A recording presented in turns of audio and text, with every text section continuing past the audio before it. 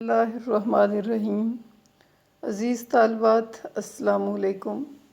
آج ہم آپ کو حصہ غزل میں غلام حمدانی مصطفی کی طرف لیے آئیں گے۔ غلام حمدانی مصطفی کی پہلی غزل کی تشریح سے پہلے آپ کو مختصر تعارف کرواؤں گی۔ غلام حمدانی ان کا نام تھا اور وہ مصطفی تخلص کرتے تھے۔ مصطفی جو ہیں وہ امروزبہ میں ممتاز حیثیت رکھتے تھے اور اپنے بڑے بھائی سے کچھ ناراضگی کی صورت میں دلی چلے آئے۔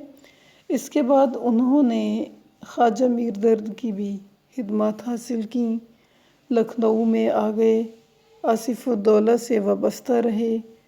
انہوں نے جو ہے وہ اردو اور فارسی میں بہت کمال حاصل کیا اور نادر کلام چھوڑا۔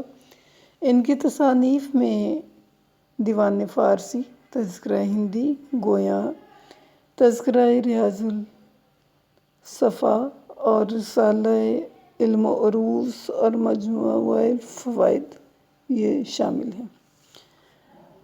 غزل کا مطلع جو ہے وہ ملاحظہ کیجئے گا۔ فرماتے ہیں، کلیات مصطفی سے یہ ان کی غزل لی گئی ہے، غور سے سنیے گا۔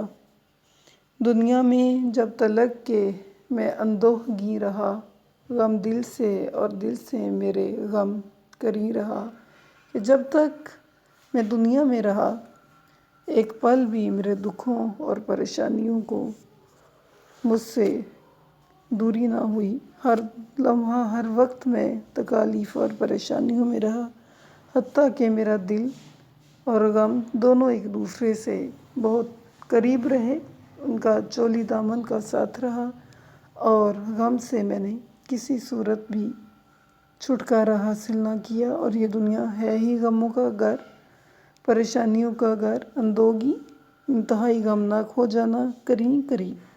کہتے ہیں کہ میں غموں اور پریشانیوں سے ہر لمحہ ہر پل قریب رہا، کبھی ان مصائب، پریشانیوں اور دکھوں سے میری جان چھوٹنے نہ پائی۔ دوسرا شعر میں فرماتے ہیں، رونے سے کام بس کے شب اے ہم نشیں رہا، ہم نشیں دوست، آنکھوں پہ کھنچتا میں سر آستین رہا۔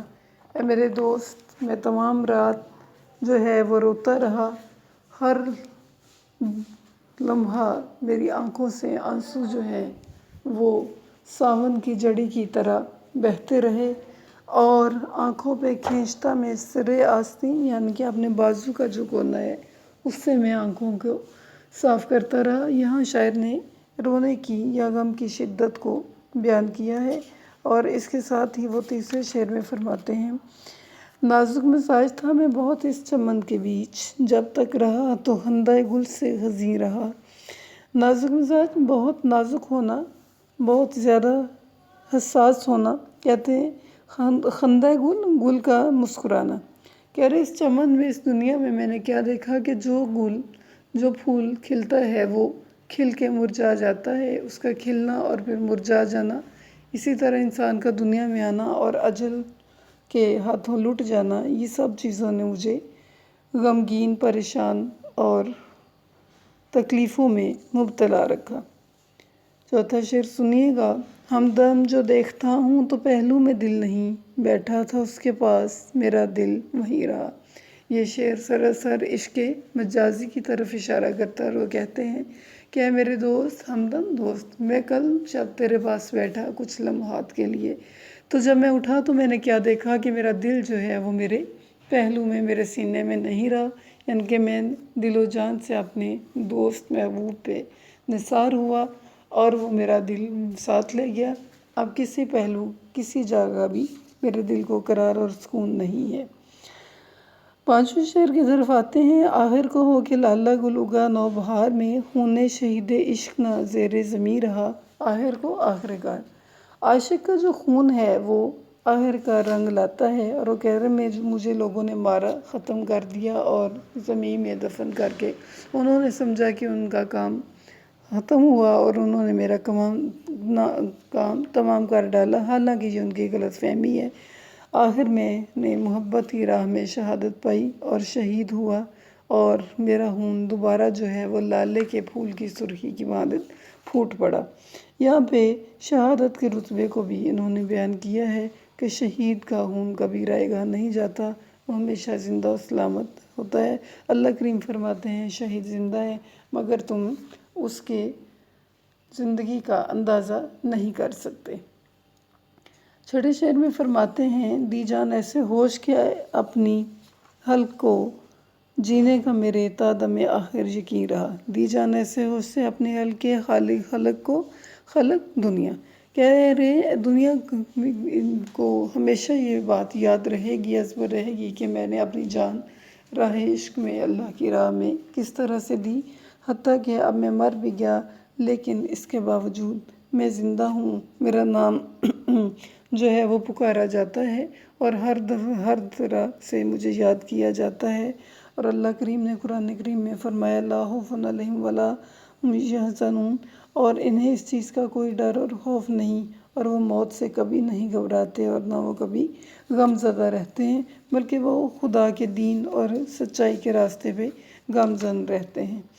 7ویں شعر میں فرماتے ہیں کہ یارانے گرم رو تو سب آگے نکل گئے، گرم رو تیز چلنے والے یاران دوست، ان سے میں ننگے قافلہ پیچھے کہیں رہا ننگے شرمساری میں۔ کہہ رہے میرے دوست جو ہیں وہ دنیا دار نکلے، مطلب پرست رہے، اور انہوں نے جلدی جلدی اپنی منزلوں کو، اپنی مطلب کو، اپنی حوث کو، اپنے مطمع نظر کو پورا کیا، اور وہ قافلے جو ہیں وہ دنیا میں اپنے آپ کو کامیاب اور کامران کر بیٹھے۔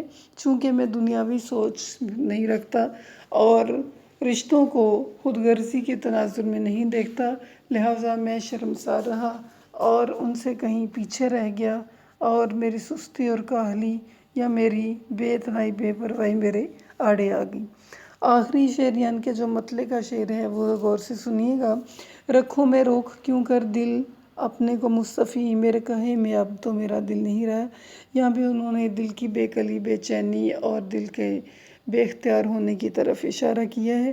کہتے ہیں کہ میں اپنے دل کو کیسے روکوں کہ وہ اپنے محبوب کی طرف یا روح زیبا کی طرف آنکھ نہ اٹھائے یا اس کی طرف مائل نہ ہو، کیونکہ دل جو ہے وہ ایک ایسی چیز ہے جو انسان کے اختیار میں نہیں رہتی، اسے مجبور، پریشان، بے کس اور لاچار کر دیتی ہے۔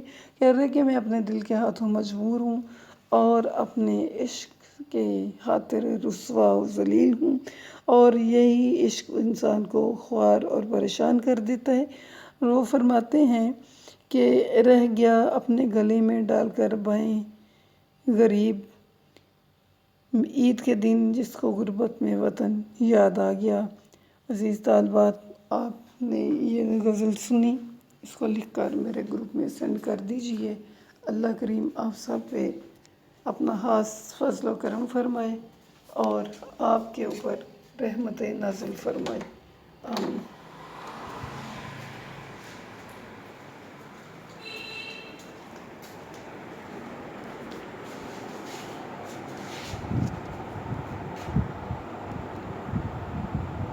مجھے تو لگ رہا ہے ریکارڈنگ ہوئی،